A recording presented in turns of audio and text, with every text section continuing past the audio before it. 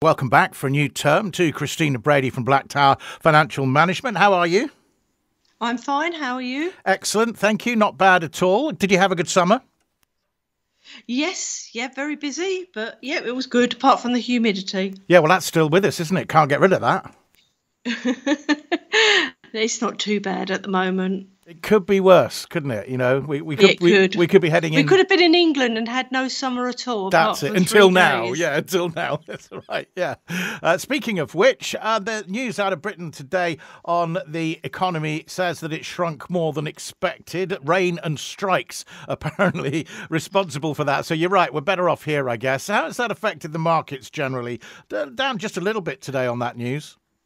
There's nothing. It's 7.5, 7.5, 7.5, 7.5, 7.5.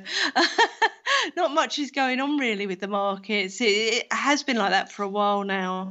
Even if bad news comes out of the US, which it has today, nothing seems to affect it. So at the moment, we're sort of in this sort of cycle. It goes just above 7.5, just below 7.5, just above, just below. That's the FTSE 100. So not really going anywhere. Yeah, Europe also doesn't seem seem to have moved around too much at all. You get these sort of sharp drops and sharp rises every other day, but they stay pretty much the same. Yeah, even if you look at the CAC and the DAX and everything, it's roughly the same, which from a sort of investment point of view, is okay, but it's not good because volatility is where you make money and you don't want it too volatile, don't get me wrong. But if there's no volatility, it does make it difficult, although this year has been better than last year, I must admit. And last year was dire for investments. Indeed. You mentioned the US. Inflation in August rose for the first time since June 2022, 3.7%, the rise. It's quite a sharp increase, but energy prices, again, pushing that up. And are we going to see a big energy price issue this winter? Again, perhaps not as bad as last year again. I think the problem is the US is you had the change of government, and the government that came in, the Biden government, decided to stop all oil exploration, try and make it more green. And what it meant is if you have a shortage in supply and a high demand, the prices are going to go up. And it has really, really affected the US economy. And the Democrats are too stubborn to admit they've got it wrong. So they're carrying on with their policy. So it is meaning that it looks like we will have more rate rises in the UK. However, wages in the US are now outpacing inflation because people have got very, very fed up with what's going on. And I think we are going to have problems with the US until we have the elections and hopefully a change of government to a Republican.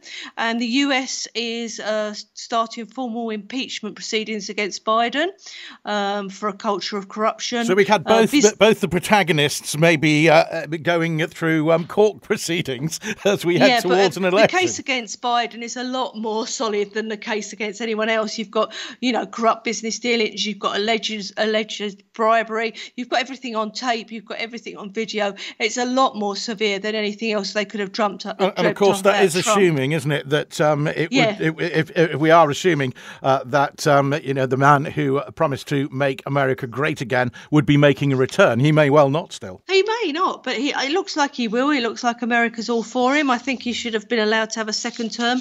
People may have disliked him. I think people disliked him because for once we had someone who was honest. He had faults. He didn't try to hide them. Whereas most politicians in America, I'm saying most, not all of them, are sleazy. They hide what they've done. If you look at most politicians, especially in the Senate, and above, they are multi-millionaires. If you look back about their salary and how much they've earned, there is no way them and their family could be that rich. So it's huge corruption in the US. The trouble with Trump is the press went all out to get him. They made him out to be this, that and the other, which maybe he is, but he knew how to run a business. And a country is a business, an economy is a business. And he did very well. There was no wars when he was in power. First time ever for a US president. We've seen what happens when he's gone out of power. So we'll have to wait and see what happens in the US.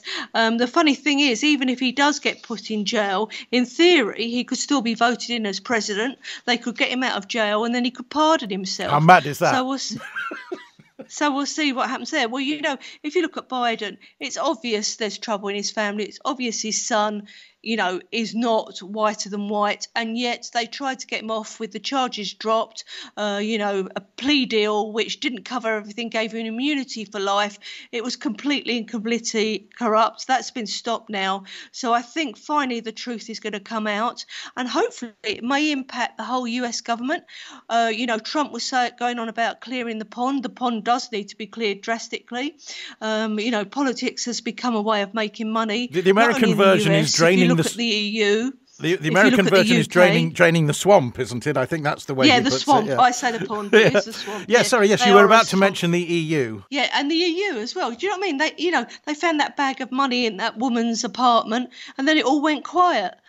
So it's really, really difficult. I think when you have got power, it's easy to use that power not for good, for your own. How do you say this? For securing your own future rather than securing the future of your people. So we'll have to see what happens there. So we've got the US, and then, if we're really going to talk about economies, we've got China. Indeed, yes. Oh, my God. China, its debt has reached 272% of GDP. There's been a large increase in public borrowing. You've got various construction companies on the verge of collapse. You've got 64 million properties empty. The population is 1.3 billion, and yet they've got 650 million houses. That's just prime. That's ridiculous. just ready for what we've seen in the past with those real estate crashes, isn't it? We've seen a couple of real estate companies in China really going through the mill as well.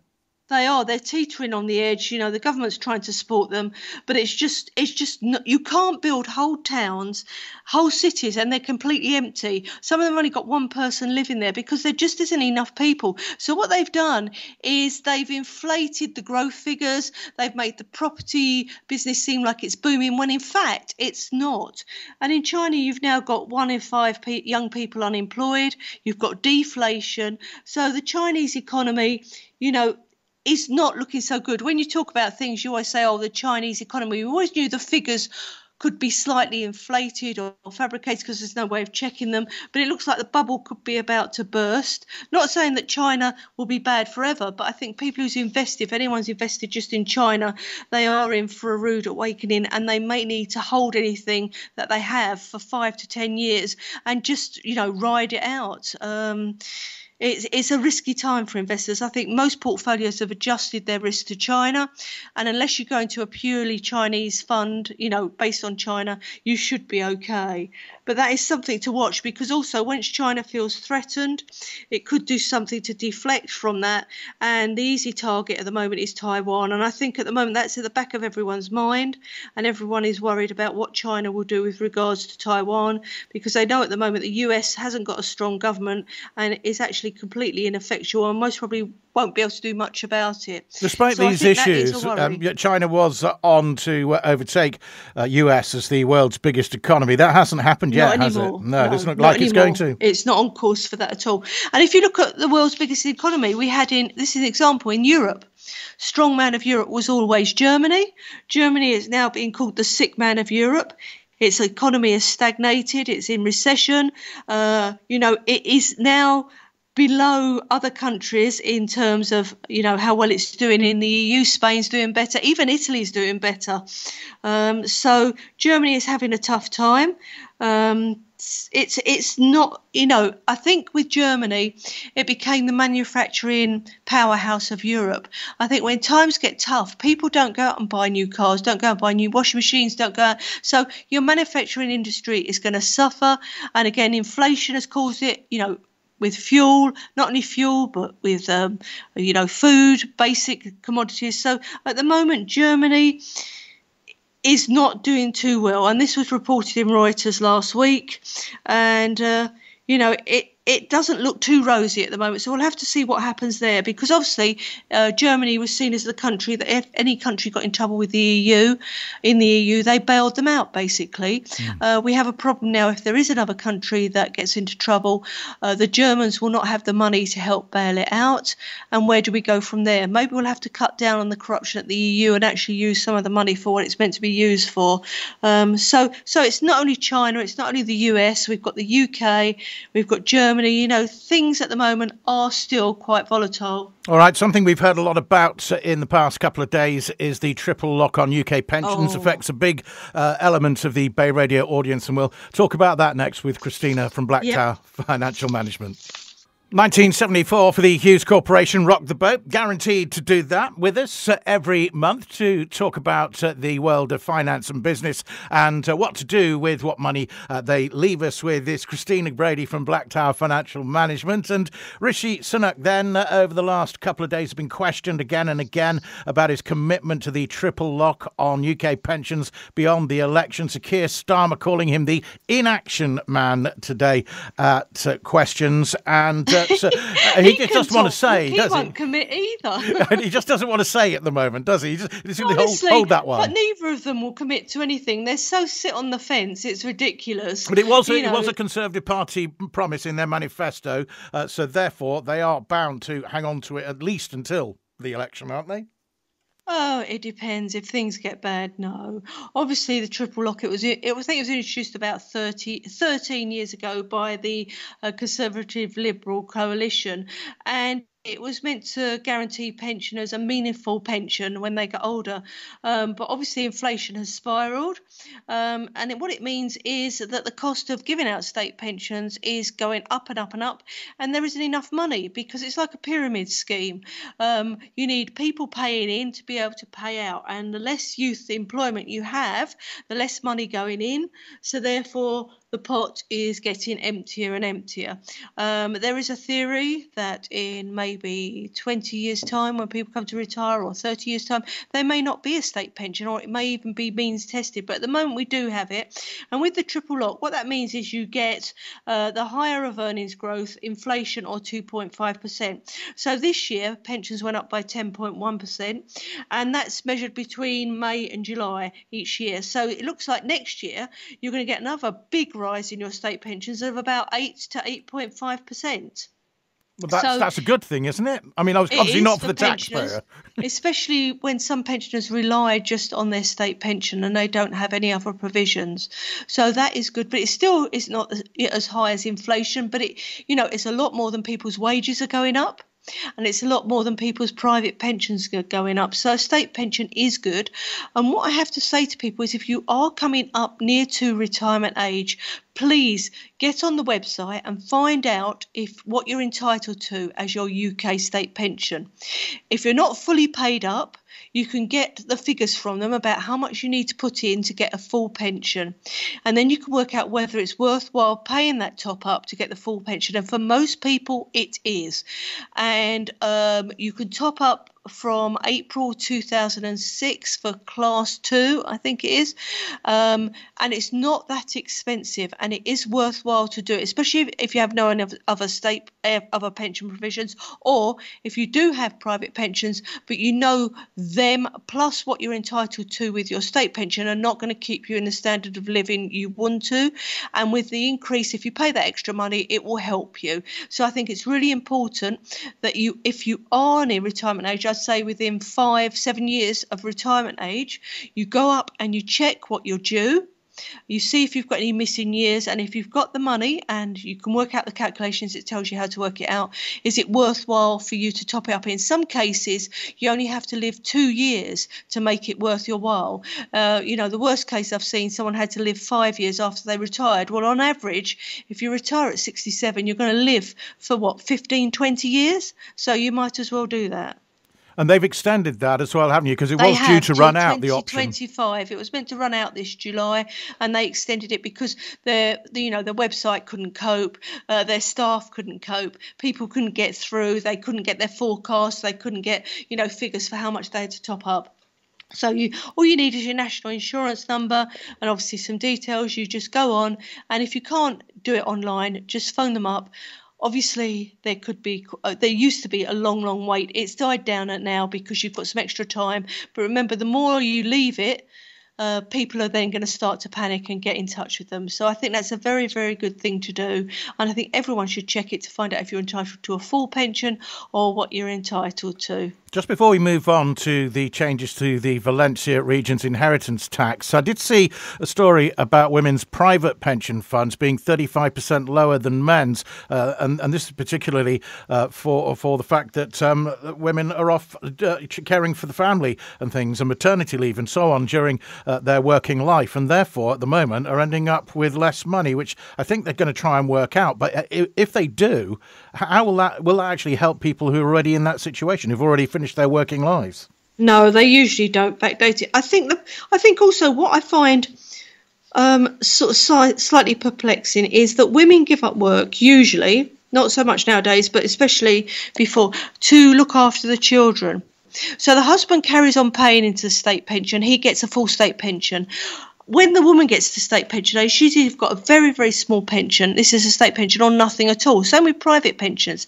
I think the government in the UK and across the world should make an allowance, whereas if a woman gives up her job to bring up a family, populations are decreasing across Europe, they want them to increase, then they should give the working partner, the husband or wife, tax breaks.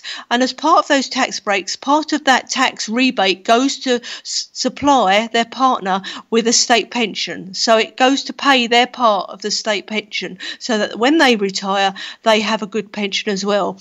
Private pensions is a bit more difficult because obviously you've got to have the money to pay in, but that is a huge problem because usually they have a gap, maybe 5-10 years, and it's very difficult to make that up. But as I said, with state pensions, there is something governments could be doing.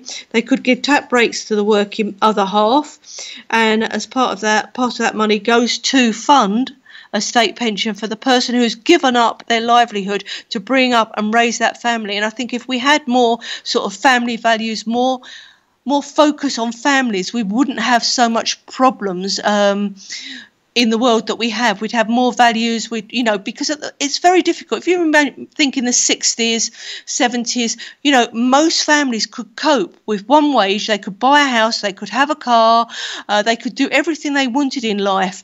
Wages haven't kept up with the cost of living. Houses are much more expensive. So we need to do something to redress that balance, and we need to give people the opportunity, if they want to stay at home and look after their children, but still have the entitlement for a state pension when they retire. And childcare costs are so high anyway. Some women just go to work to pay the childcare costs and have, maybe a couple of hundred left a week. So I think governments could do more to address that imbalance. And I think, as you said, it is unfair. But nowadays, it's not. I think we'll find going forward, it's not going to only be women. In some cases now, women earn more than men, or men have had to give up work early through health reasons, and so they will have a gap in their pension as well. It's got to work both ways. It can't just be for one and not the other. So I think governments could do a lot to redress that imbalance. And companies, actually, employers could do a bit more to support as well, couldn't they? They could do a lot more to support, big employers who've got head offices somewhere could have, a cost-free creche, so they don't have to pay for it and they can carry on working, make more flexible hours, but the children can still go to the creche. So you've got somewhere secure you can leave your children, or creche, nursery, whatever you want to call it. But no, there is a lot more that could be done to help both sexes who give up work to help to raise a family or have to give up through ill health or things like that. There's a lot more that could be done. OK, since we last spoke, Christina, the new Valencian government have gone with what they said they would do in their manifesto and declared... I know, isn't that a shock? Yeah, I know. Passed out. So with immediate effect, no more inheritance tax to pay on estates of anyone dying in the Valencia region of Spain. And that's irrespective of whether the deceased is a resident or not. It applies to whoever is inheriting the estate as well. No, it doesn't. Right, it's effective from the 28th of May, and it only applies to groups 1 and 2 at the moment. Ah, right. So groups 1 and 2 is spouse to spouse, and you leaving it to your direct ascendants and direct descendants. They're hoping to bring in group 3, which is like brothers, sisters, nieces and nephews, within the next year or so. But group 4 will remain entirely the same. So that is if you're just living together, If you leave money to someone who's not related to you or cousins, then full inheritance tax will be paid. But it does make a huge difference. So spouse to spouse is now free. Well, it's 99% exempt. When you take in costs of doing everything, it's basically tax free. And it applies whether your beneficiaries are in the EU or non-EU. So, your beneficiaries could be in Australia, Canada, US, UK. This law applies to everyone across the board. And it's a really, really bold move by them to suppress an inheritance tax. Hopefully they will look at wealth tax as well, because that is something else. Andalusia have got rid of it up to the solidarity tax level, which obviously Madrid government bought in for every region. But they have actually followed through on their promises, and I think other parties need to take note. If you say something in your manifesto, please don't make it all hot air. Just actually do what you say. And I think that should be made law. If you say something in your manifesto, you have to follow it through when you come into power within the first year, 2 years of being in power. If not, there's another election.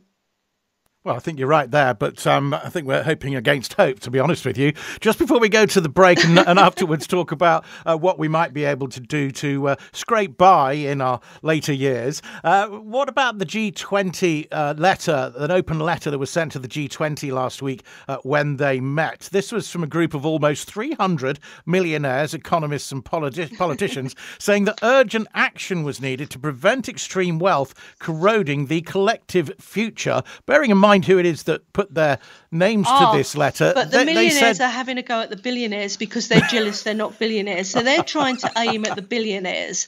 They think that we see them in the same light as us, even if they've got, 100 million, which we don't. And they're in cloud cuckoo land. If you're going to bring in a tax to, help even out wealth, it has to apply to those who are multi-millionaires as well. You can't just go over after billionaires. When you think 1% of the world's population has more wealth than the 99% left. So it's absolutely ludicrous, the letter they sent. I would have just laughed at them if they'd handed it in to me. Well, all this as the world's 722 biggest companies have made $1 trillion in windfall profits recently. They can give that to me. They can give it to all of us. Oh, that would be so nice. Yeah, it is ridiculous. If you think petrol prices have gone up, energy prices gone up, and these companies are making a killing. So it just means that they are using inflation as an excuse to rake in more profits for them to the detriment of their customers. And I know some governments have tried to do something about it, but it's not, the action hasn't been strong enough. I think more needs to be taken. Shareholders are profiting, but not everyone's a shareholder in an energy company. And if you look at food as well, profiteering from supermarkets, etc. It's got to stop, and I don't know how they stop it, but someone's got to take a firm hand. Well, the likes of Oxfam and ActionAid to produce this report about the $1 trillion in windfall profits made by the world's 722 biggest companies. Okay, they're big names, but they can't really force any action. No, the trouble is they spend millions doing these reports and then they don't do anything with it. They haven't got the power to do it. It's like when something goes wrong, they say lessons will be learned. We'll have an inquiry. They have an inquiry and yet it happens again. And they spend millions on all these quangos and all these think tanks and all these, and they just waste money hand over fist. It's all good, right, well and good doing these reports if you're actually going to take action. But if they're done, you read them out, the papers go on top of it for a few days, then it gets filed away. Everyone forgets about it. It's just a waste of time and energy if you haven't got the determination and the willpower to actually do something to change. Cool. Which most of them don't. And we haven't really got time to talk about corruption in the Bitcoin or OneCoin finance scam, the Chinese insurance boss being jailed for life for corruption. Well, actually, yeah. it was actually a death. Boss having it was to a leave death sentence because he's been having inappropriate relationships, and so did the that's last Mr. boss Looney, of isn't BP. it? Mr. Looney Mr. from Looney. BP. Yeah, and the last boss, Mr. Brown, was the same. He had to leave for that. 10 million salary. Oh my God.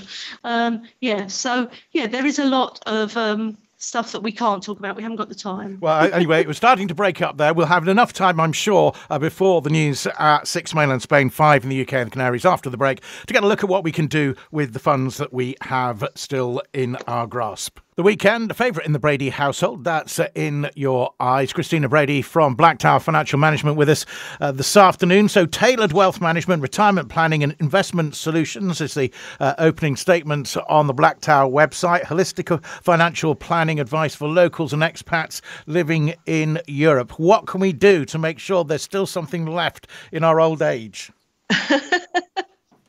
Be careful with your money. No, you obviously there's various things you can do.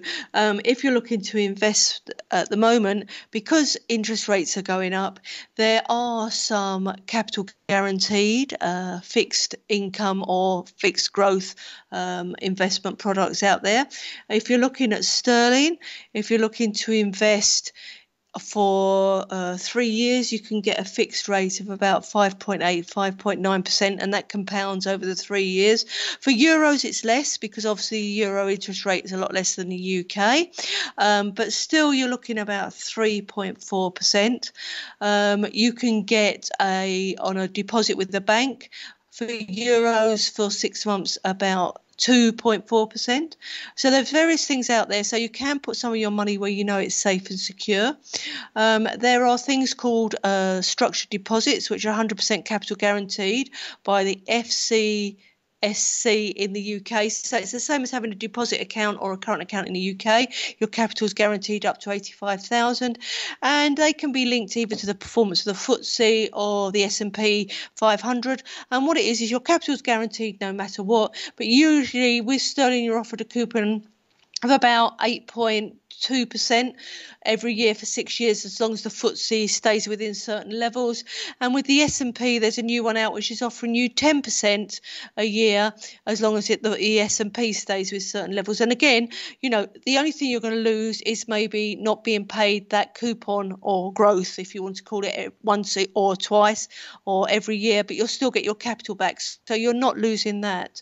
You could, if you don't want to do that, there are investments out there that are low risk, or if you've got medium risk, or if you want to take high risk. There's something out there for everyone. As I said, last year was a bad year for most investments. Most funds were down. So it's obviously going to take a little while to recoup that money. I'd say on average, you know, about 20% for funds last year. So if they're up 5 or 6% this year and you invested last year, you're still going to be down. But at the moment, most of them are going in the right direction. You've got some portfolios which were down, which have now addressed this by restructuring their portfolios, and they're starting to make money as well. So I would say now is a good time if you want to dip your toe in the market or invest a little bit. We still could see quite a bit of volatility coming up, don't get me wrong, especially with the US and China. So we could see some downturns in the market. Investing is never, I think people think that if you invest, the markets only go up. No, they can go down as well, and they can go down quite drastically. But if you look back over time, even though when we've had market crashes, it's recovered more than the crash. So your money is worth more, usually within 18 months to 2 years. Because of COVID, it's taken slightly longer to recover. And I reckon for a full recovery of people's portfolios, bar anything drastic happening, I think you're looking into 2024 to make that money up. And hopefully if the US elections go well and we get a positive government that's strong, then things should pick up nicely. And I don't know what's going to happen in the UK. I don't know when the next election is. I don't know who's going to win. It depends. They're both as bad as each other as I can see. They both like to sit on the fence.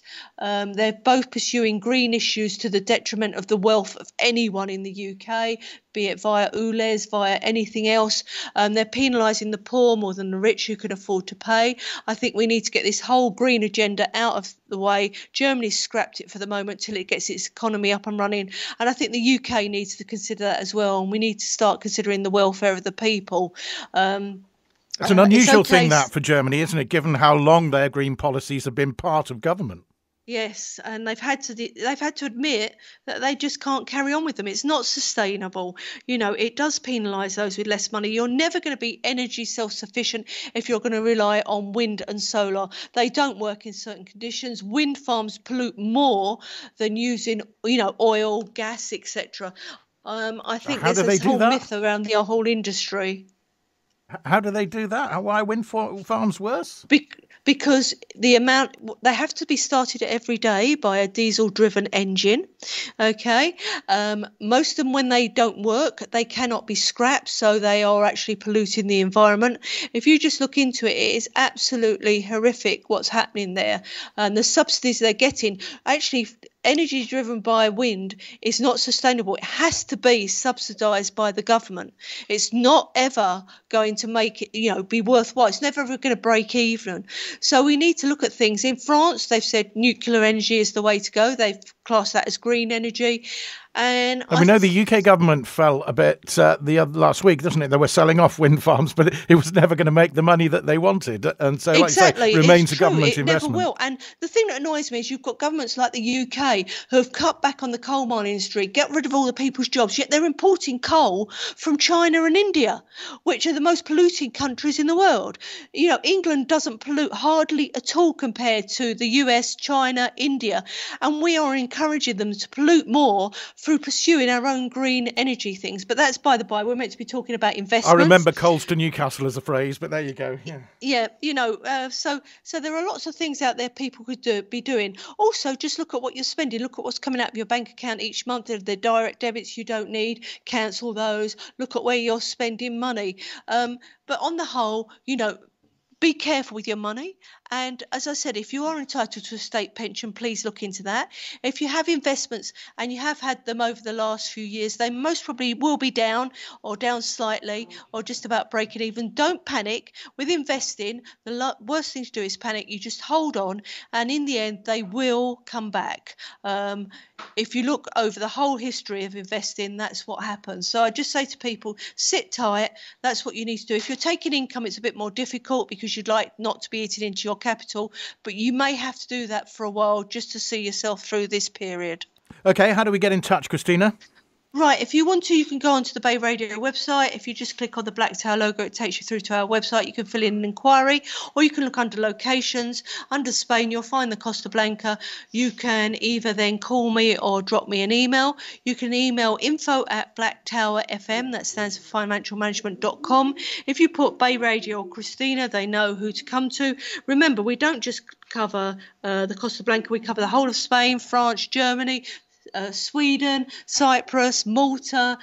We've got offices in North America, South America, Australia, Middle East. So if you need anything to do, and the UK, so if you need anything with your finances, please get in touch with Blacktower. We've been going nearly 40 years now. We are a seasoned financial advisor. We've seen good times, bad times. So we are here and we've got experience to help you. I think your dog's ready for his 6 o'clock walk, isn't he? He is, actually, yeah. Christina, lovely to catch up with you again. We'll talk soon next month. Thank you very much indeed. Cheers. Bye-bye. Take care. Bye. Bye.